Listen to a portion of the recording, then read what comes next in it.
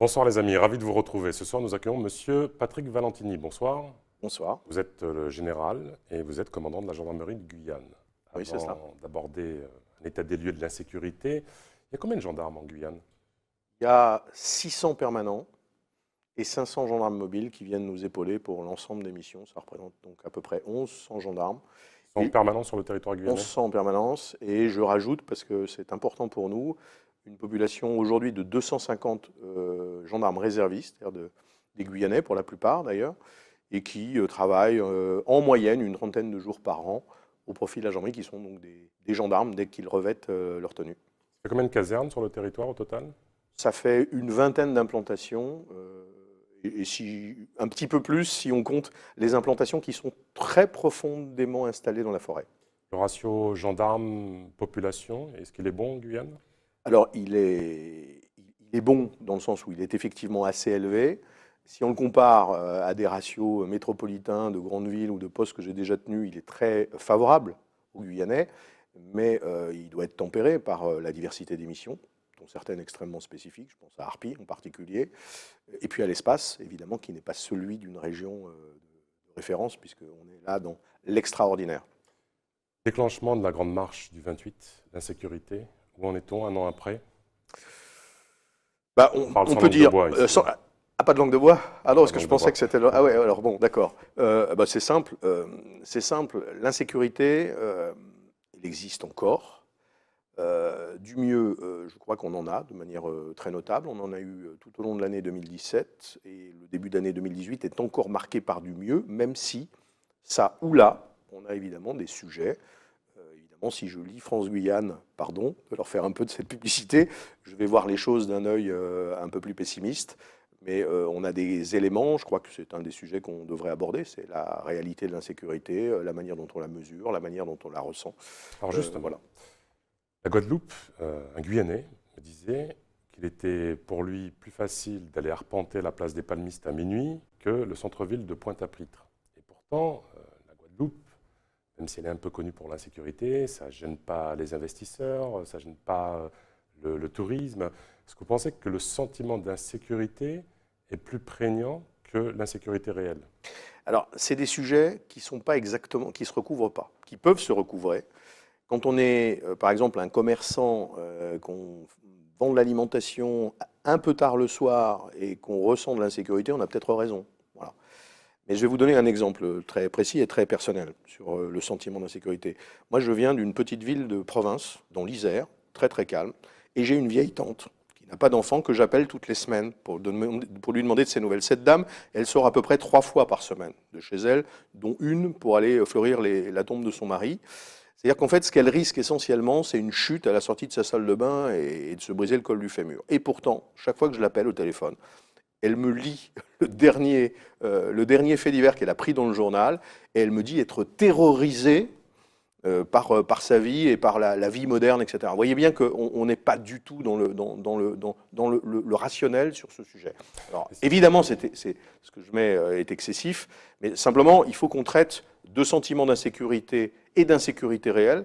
Le sujet de l'insécurité réelle, il est déjà très conséquent. Et je précise que l'insécurité réelle n'est pas exactement l'insécurité qu'on enregistre. Et là aussi, on a deux formes à bien identifier, puisqu'on a effectivement des gens qui choisissent de ne pas déposer plainte pour des tas de raisons. Et que nous, on travaille sur l'ensemble de ces phénomènes. Est-ce que la spécificité guyanaise, c'est aussi cette insécurité, ces modalités de violence qui viennent du continent sud-américain? Alors, je pense. Ça, La circulation des armes, alors, le fait que des cambriolages se transforment en braquage et des fois avec des... il y a évidemment une violence. Bon, pour moi, la principale caractéristique, et j'en ai fait ma priorité, c'est les phénomènes de violence dite acquisitive. C'est-à-dire quand on utilise la violence ou l'arme pour aller voler le bien d'autrui. Voilà. C'est une forme qui n'est pas spécifiquement guyanaise. Vous parliez de la Guadeloupe. La Guadeloupe est en comparaison avec nous. Hein. C'est souvent d'ailleurs le challenger en termes de niveau de violence aujourd'hui sur la République française. Il y a sans doute une culture de la violence qui se retrouve dans d'autres phénomènes que ceux des violences acquisitives, c'est-à-dire la violence comme mode de règlement d'un conflit. Et ça, c'est un sujet qui est sans doute aussi intimement lié à un certain nombre de cultures qu'on trouve plus présentes sur le continent. Nos voisins les plus directs, le géant brésilien à côté de nous, en est un exemple. Je crois qu'on a compté l'an dernier plus de 60 000 morts par homicide au Brésil. C'est absolument considérable. Que ce soit les gendarmes, mais aussi les policiers, notamment nationaux, disent que de temps en temps, ils en ont marre d'arrêter des individus puis de les revoir 2 heures après libres d'interpeller des multirécidivistes. Vous pensez que le droit pénal est adapté ici Alors, je crois que bon, il faut faire très attention à ce genre de déclaration un peu rapide.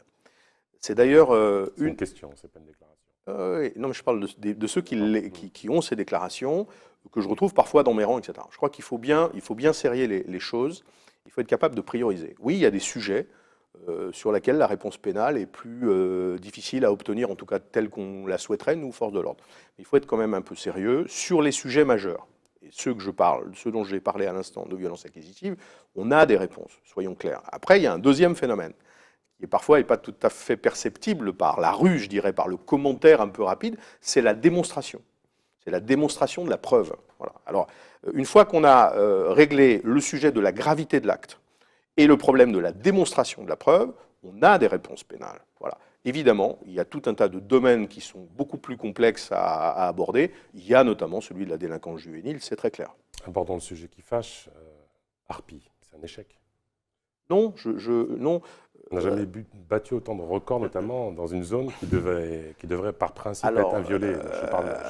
Alors le principe inviolé, le principe de l'inviolabilité, alors là je veux bien qu'on en parle, qu'on ne soit pas dans une posture la meilleure, ça c'est clair. Les efforts sont considérables. Alors vous me dites, on bat des records, ben je vais vous en parler. Je vais vous parler d'un record, moi. Au premier trimestre, on a saisi l'équivalent de 6,5 millions d'euros d'avoirs sur les Garimperos, en matériel, en carburant, en pirogue, en quad, etc. On est à peu près à une fois et demie le rythme de marche de l'année record de 2016. Donc ça fonctionne sur ce thème. Maintenant, je connais quelqu'un qui a une formule qui n'est pas inintéressante, qui s'appelle et qui dit « on n'arrête pas la misère avec 2 fusils ». Donc on peut dire que c'est un échec. Je crois qu'il faut bien réfléchir à la perspective des choses. Depuis 3 mois, on fait des efforts considérables. J'attends évidemment le prochain comptage des sites. Mais Harpi 2 sera annoncé d'ici, j'espère, quelques semaines. Le préfet nous a mobilisés sur ces sujets. On a bientôt une compagnie d'infanterie supplémentaire qui arrive. Et je ne crois pas qu'il faille dire que c'est un échec. C'est une situation dont on sortira difficilement. Il faut savoir quel est l'état qu'on va rechercher. L'inviolabilité, je pense que c'est ce qu'on appelle une utopie. Dernière petite question, c'est aux citoyens, le projet Montagne d'Or, favorable, oui ou non? Allez oublier votre devoir de réserve, soyez fou. Non, alors j'ai pas l'intention d'être fou. Je me pose juste une question, à haute et intelligible voix. Quels sont les moteurs économiques de la Guyane? Où va-t-on les trouver dans les années à venir? Mais je n'ai pas de réponse à cette question. Général Valentini, merci beaucoup d'avoir participé à cette émission. Les amis, les programmes continuent sur ATV Guyane. Merci pour votre fidélité, merci pour vos retours. Tchambéred.